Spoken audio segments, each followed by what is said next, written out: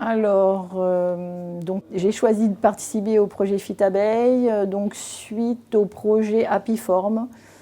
Donc on avait l'occasion de participer à un stage donc à Avignon sur les abeilles. Et donc ça m'intéressait d'en savoir plus.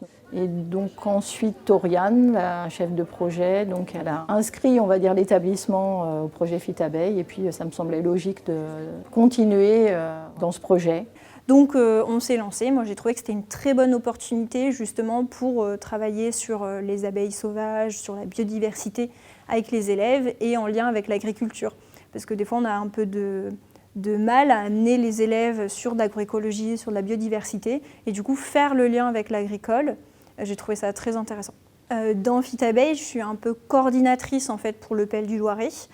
Comme je ne suis pas enseignante, je fais le lien en fait entre du coup toutes les avancées qui sont faites par le groupe avec la Bergerie nationale, avec les autres enseignants d'autres lycées. Et après, nous, ce qu'on peut faire en TP, je fais le lien donc avec les enseignants directement pour organiser des TP, des séances, organiser la base de données aussi du lycée.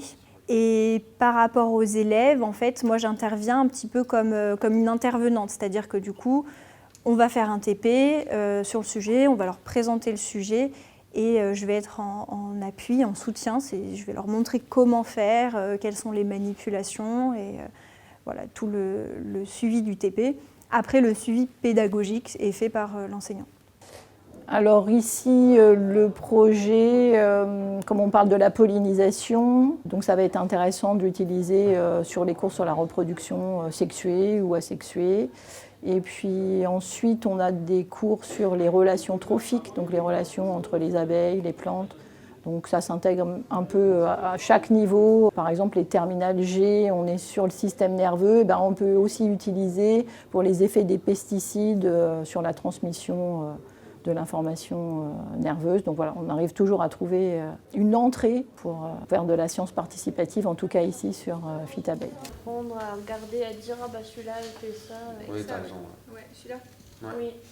Dans le cadre de notre formation, on a un projet tutoré à faire, donc ça peut être sur plein de thèmes. Donc c'est une commande, donc ici c'est le Chinois qui nous a fait cette commande.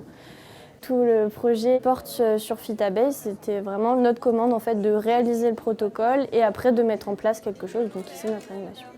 Donc l'année dernière, j'ai décidé de commanditer un projet tutoré au BTS GPN donc du lycée des Barres.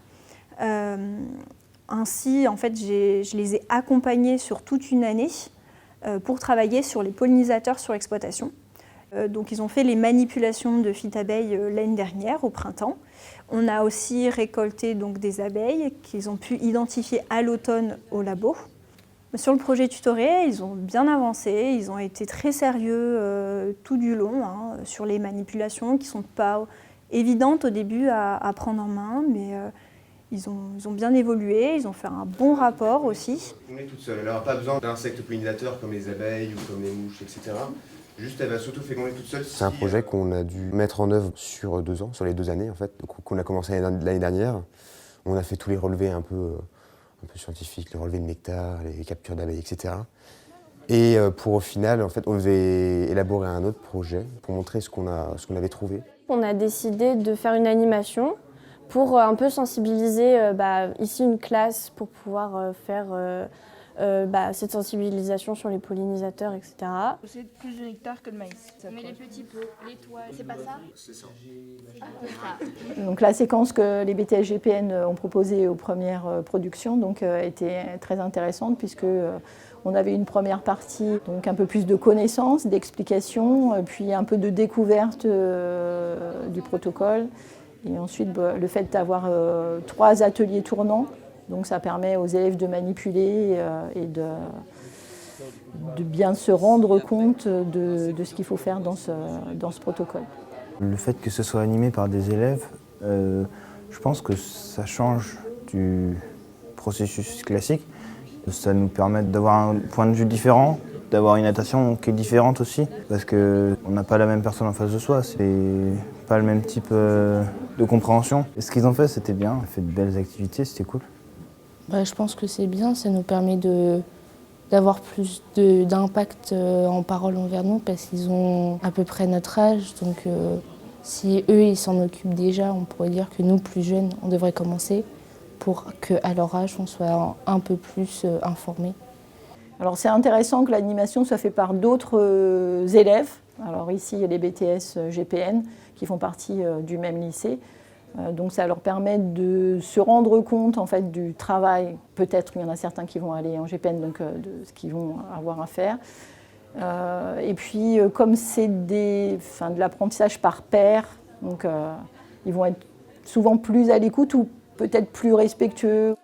Et sur la journée, j'ai trouvé que c'était très bien organisé. Je les ai un petit peu accompagnés en amont, mais ils ont tout géré tout seuls. Les activités, je pense, étaient très intéressantes. Les élèves ont eu l'air de bien suivre. Je pense qu'on s'est bien débrouillé. Ce qui était prévu a été fait. C'est-à-dire qu'il n'y a pas eu de... On ne s'est pas trop étalé. Le temps a été bien respecté. Et puis, de ce que j'ai ressenti, ils étaient plutôt à l'écoute. Et donc, quand on est à l'écoute, forcément, ça donne plus envie d'être fluide, de bien parler, d'avoir une bonne posture et tout. Donc, voilà. Moi, j'ai bien aimé. Cette séquence, on va réutiliser les informations que les élèves ont vues avec les BTS GPN. Donc, par exemple, on va reprendre la dissection de la fleur pour présenter les différentes pièces florales. On va utiliser les différents types de pollinisation qui ont été présentés pour mettre en relation avec les types de production végétale que les élèves doivent étudier en cours, comme c'est des premières stages production. Donc pour prolonger, on va dire, la séquence qui s'est faite aujourd'hui, donc on pourra aller sur le terrain donc pour faire des captures de pollinisateurs et essayer de reconnaître, comme ils ont déjà commencé à utiliser les clés de détermination, et essayer de reconnaître différents types d'abeilles. Ah, attends moi, bah voilà. Nous, au niveau de l'exploitation, en fait, on a un petit peu 3 objectifs. C'est déjà produire, donc être support de production agricole, comme une exploitation privée, d'être support de pédagogie, donc d'amener les élèves sur les parcelles, et d'être support d'innovation. Et donc aujourd'hui, on fait les mesures sur le terrain, donc les mesures qui seront vraiment envoyées au laboratoire pour récolter les données. Donc on est dans une parcelle de Févrol, sur l'exploitation du Chénois, donc c'est une micro-parcelle en fait qui est en expérimentation. Et on profite de la floraison là, pour le faire aujourd'hui. On est à peu près en milieu de floraison. Donc sur la classe pour l'organisation, on est en demi-groupe, donc ils ont à peu près 1 heure en fait, sur le terrain vraiment pour faire les manipulations. Donc on sépare en binôme, donc, avec des groupes qui vont faire les mesures de nectar sur les fleurs, des groupes qui vont regarder la densité florale de la parcelle et des groupes qui vont capturer des abeilles. Sur la densité florale, prennent un quadrat et donc sur la surface de 1 mètre carré, ils vont compter le nombre de fleurs ouvertes, donc de fleurs qui peuvent être explorées par les pollinisateurs, et le nombre de fleurs totales pour chaque plant et puis le nombre de plants. Ça va permettre d'extrapoler ensuite à l'hectare le nombre de fleurs. Du coup, sur 3 plants, on fait 35 plus 42. Au capillaire, à chaque fois, en fait, chaque petit Eppendorf ici va représenter une fleur. D'accord ? Donc quand votre capillaire, vous avez fait le prélèvement sur la fleur, hop, vous le mettez dedans et puis vous refermez. Les mesures récoltées sont capitalisées sur toute l'année du coup sur l'exploitation, sur les différentes cultures qui ont été récoltées, donc le colza, la févrole, et puis on fera aussi le tournesol, peut-être la luzerne. Ensuite, c'est envoyé donc à l'université d'Aix-Marseille où ils vont regarder en fait la quantité de nectar déjà par fleur, à l'hectare aussi, donc au niveau de chaque culture. Donc en fait, on relie la densité florale à la quantité de nectar qu'on retrouve par fleur. Et ça permet de connaître en fait la quantité de nectar sur chaque culture, potentiellement à l'échelle de la France, en sachant que ce nectar, donc, c'est la ressource alimentaire pour les abeilles sauvages. Donc on essaye de savoir si dans les cultures, au fur et à mesure de l'année, on a suffisamment de ressources alimentaires pour ces abeilles. Et si on n'a pas de période de disette. Chaque fois un capillaire. À chaque fois vous changez de fleur ? Oui. Ouais, et sur la même inflorescence. C'est parfait. pour la collecte des abeilles qui sont en train de butiner sur les fleurs. Les élèves se baladent dans la parcelle avec un filet à papillons. Donc là, sur la févrole, on a un petit peu d'abeilles d'Apis mellifera et puis on a beaucoup de bourdons aussi, de différents bourdons. Sur les abeilles, on va mesurer donc leur taille, leur largeur, l'emplacement de la scopa, donc là où elles collectent du pollen, la morphologie de l'aile également.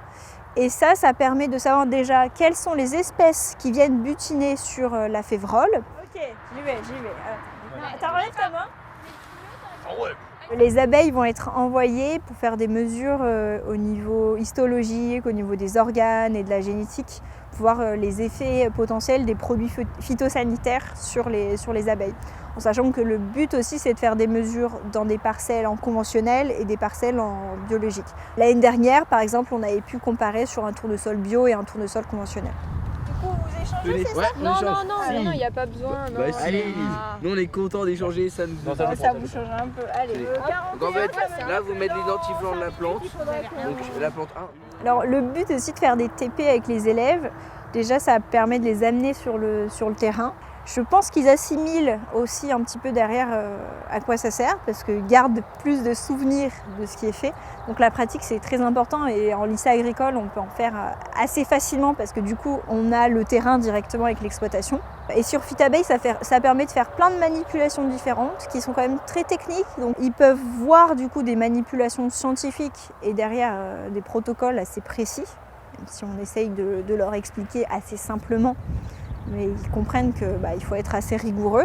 Donc il faut faire attention à chaque fois quand vous mesurez de bien noter le nombre de capillaires par fleur. Oui. On peut mettre plusieurs fleurs dans un capillaire? Non, à chaque fois que tu changes de fleur, tu changes de capillaire, d'accord? Même si le capillaire n'est pas plein. C'est une très bonne question. Ce projet tutoré, il me permet déjà donc d'acquérir une autonomie professionnelle pour pouvoir après directement aller dans le monde professionnel. Il m'a permis aussi d'apprendre des choses sur tout ce qui était l'agriculture avec les pollinisateurs, la biodiversité. Il m'a aussi permis de faire des animations et de savoir travailler en groupe aussi parce que c'est très important dans le milieu professionnel. Donc je vise une licence professionnelle spécialisée entomologie, donc l'étude des insectes. Et en fait, avoir réalisé ce protocole Fitabeille, ce sera forcément un plus pour être accepté dans cette promotion.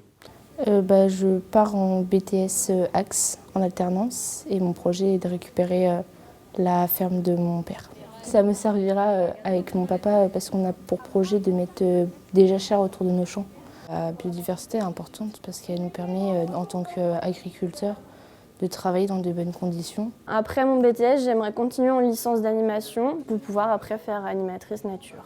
Le projet Fitabeille, plus tard, il pourra me permettre, dans mon projet professionnel, d'avoir cette fibre d'animateur. Et aussi, ça me permet de voir que dans le métier d'animateur nature, il n'y a pas que le côté où on fait que de l'animation, mais il faut quand même faire un petit peu des recherches sur le terrain, voir comment ça se passe réellement dans le terrain, etc. Alors les élèves, je pense qu'ils étaient bien enjoués. Un petit peu au début presque effrayés par les abeilles pour les capturer parce que c'est un petit peu impressionnant, ils ont peur de se faire piquer, mais après ils ont bien joué le jeu, ils en ont capturé pas mal. Pareil sur les mesures, ils avaient peur de ne pas trouver de nectar et finalement ils en ont eu, donc j'ai l'impression qu'ils étaient plutôt contents. Un projet de sciences participatives, c'est intéressant pour les élèves parce qu'ils voient toutes les étapes d'un projet un peu scientifique, ils vont s'impliquer un peu plus que dans un cours classique. Et en fait, le fait d'avoir le lien entre la recherche et qu'on aille jusqu'aux élèves, j'ai trouvé ça très intéressant parce qu'on peut aller très loin, poser des questions très techniques et avoir vraiment des informations sur les fronts de science en fait. C'était un pan de biodiversité que je connaissais très peu. J'ai trouvé ça très divers et important à étudier. Et voilà les prochains, le deuxième groupe. C'est bon? Ok.